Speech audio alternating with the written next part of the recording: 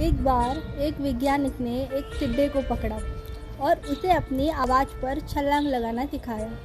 लेकिन वो टिड्डे से कहता, कूदो। टिड्डा उसकी आवाज़ सुनते ही जोर से छलांग लगा देता।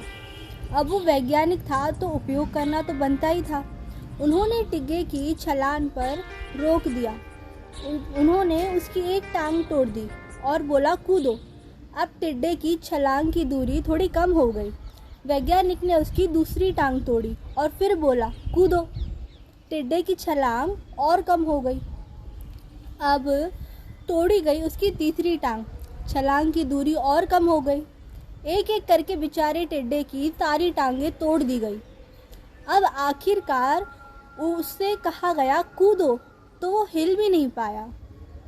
अब वैज्ञानिक ने अपनी पूरा नोटिस जो उसने किया वो अपनी डायरी में लिखा।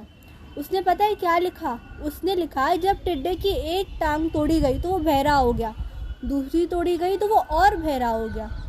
हर टांग टूटने के साथ वो और बहरा होता गया और सारी टांग टूटने के बाद वो बिल्कुल बहरा हो गया। जोर जोर से चिल्लाने का भी उस पर कोई असर नहीं हुआ। टांग टूटने के साथ वो और बहरा होता गया और सारी टांग टूटने के बाद वो बिल्कुल बहरा हो गया। जोर जोर से चिल्लाने का भी उस पर कोई असर नहीं हुआ। वो तो अपनी जगह से हिला तक नहीं, छलांग लगाना तो बहुत दूर की बात थी। इस कहानी को सुनकर सभी को ऐसा ही लग रहा है ना कि क्या मूर्ख वैज्ञानिक था। इसमें सीधी सी बात उसको समझ नहीं आई कि कुछ लोग ये भी सोचेंगे कि ये तो बच्चे को भी पता है कि टिड्डे की छलांग उसकी टांग टूटने के वजह से कम होती जा रही थी, ना कि वो बहरा हो गया था।